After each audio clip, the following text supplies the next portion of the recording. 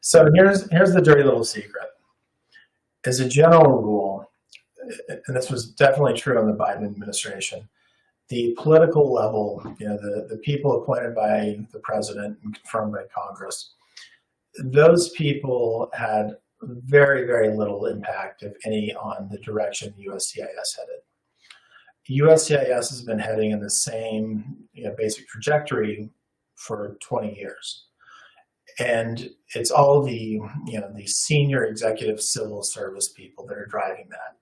And they have been 100% on board with Trump from Trump's first administration. And in fact, the regulation that they created was pretty much everything that the Trump administration tried to do in its first term. And it got finalized under the Biden administration. It was basically a Trump regulation that, Biden's team signed off on. But the people that were really driving that policy and doing that work were the career civil service executives. And, they don't change with the administration. But they are completely on board with Team Trump.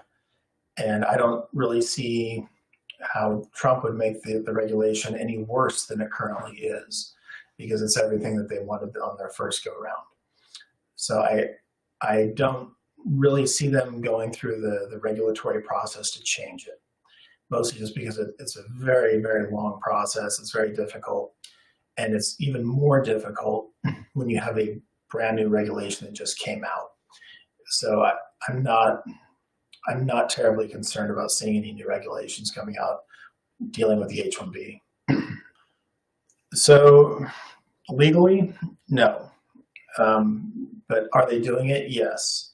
Now, they were doing something similar back in 2018, 2019, and we sued them on it and pointed out where in the statute it says that they can't do that.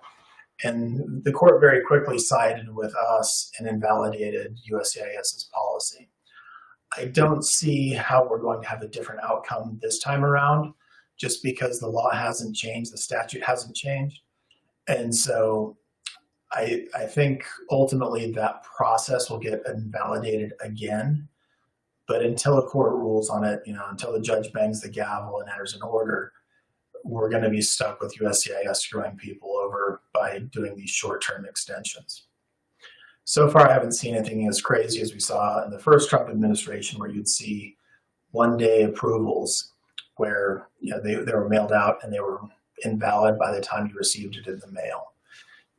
That level of insanity hasn't occurred yet, but I wouldn't put it past them to try.